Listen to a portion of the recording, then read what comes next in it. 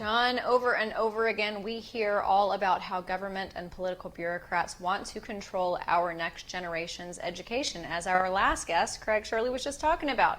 From mask wearing and vaccine enforcements to CRT teaching and less white diversity trainings, school systems, just like presidential historians, have been going woke. But Tiffany Justice's organization, Moms for Liberty, have been expanding chapters around the nation to stop this madness and have parents regain control over their child's learning. And she joins us now. Tiffany, welcome back.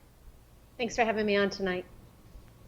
I want to start with a story that John reported over on justthenews.com. It's titled, California Teachers Union Caught Monitoring Parents Who Advocated for School Reopening. According to recent emails released, the union conducted opposition research on school reopening parent groups during the school shutdowns in California. Of course, the incumbent superintendent of public instruction hasn't returned the request for comment. Tiffany, these were just concerned parents. Is it that unbelievable to these people that it wasn't some mega donor, George Soros type person on the right, dark money? It's just parents who care about their kids. Yes, apparently it is very hard for them to believe that parents would love and care about their children enough to want to make sure that they get back into school. I'm thinking it's very interesting, actually. You have this group of parents who were doing research for the teachers union, calling a group of real parents not organic, not real. And just the hypocrisy of that, I always say it's like the iron law of woke projection, right? So just to be clear, these emails were not like released. They were actually FOIA'd, and so they were recovered. No wonder that these school districts are charging so much money when parents are asking to have information, because there's all kinds of information in these emails to be found that are concerning. And what they saw was that a principal within the district was accidentally added on to an email that was saying, hey, who are these parents that are involved in this parent group that are trying to get schools reopened? The teachers unions were fighting to keep the schools closed. I want to say that again. Teachers unions, the K-12 cartel, fought and had parents working for them to keep schools closed. And yet we have Randy Weingarten and Becky Pringle out every day saying how important it is for kids to be back in school. So the hypocrisy here is insane. There's lots of information that these school districts and these teachers unions have been hiding, and parents are uncovering these and they don't like it. Yeah, it is remarkable. And I want to ask you this, because I think Moms for Liberty has done a better job than anyone in sort of showing the evolution of the education bureaucracy. Maybe it started maybe 2 decades ago with Hillary Clinton's It Takes a Village. Now the mandate seems to be the village owns your children. Parents, get out of our way. How did that mentality evolve so quickly? Well, I think the teachers unions have become more and more politically active, to be honest with you. From 2004 to 2016, their donations grew from 4.3 million to more than 32 million. Wow. And that was with about 94% going towards Democratic candidates or liberal causes. So I think you've seen that the teachers unions have become the really boots on the ground for the progressive far left.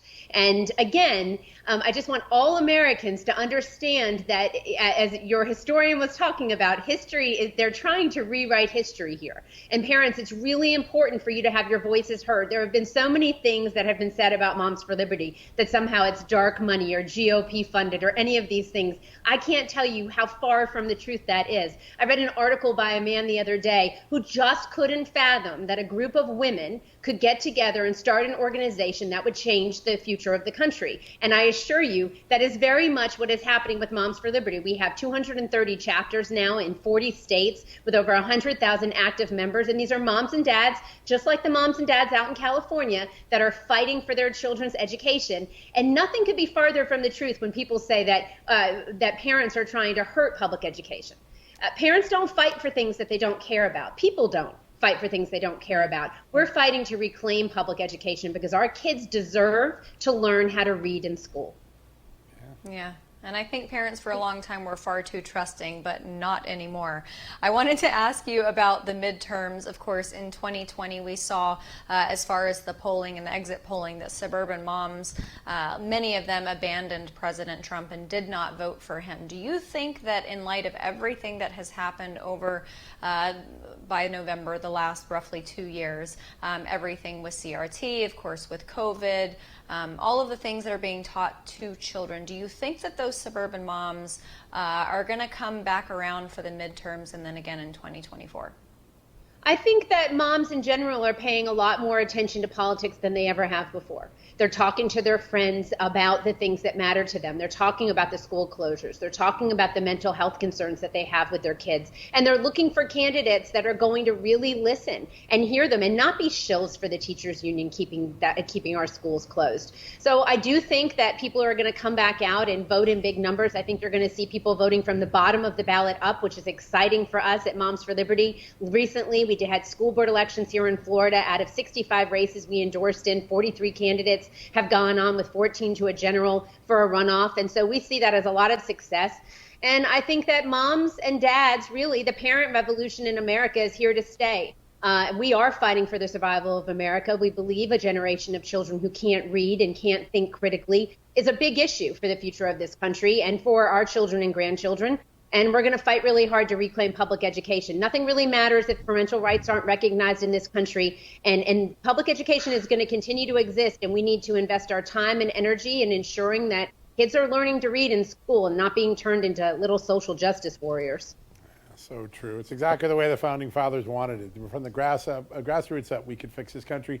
We got a minute left. What I love about you guys is that you not only are highlighting the problems, you're developing solutions. You're working with governors and school boards. Can you give us a couple examples of the progress you're making?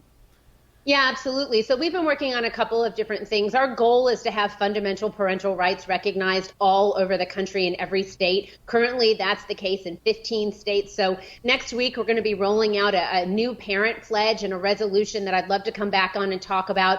And that's really to get people engaged in the idea of parental rights, what it really means for the future of the country. We have moms and dads that are running for school boards. Our chapters have been very busy holding vetting candidates and holding different forums. Lots of great work happening as far as curriculum transparency is concerned and working to get some of these obscene library books out of schools. Again, this is a real parent movement. No one's leading it but the parents on the ground. And I think that's why the union so badly wants to marginalize this movement, because they know it's a real threat to their grip on public education that they have. And it's a real threat to anyone that's not recognizing parents in their kids' lives.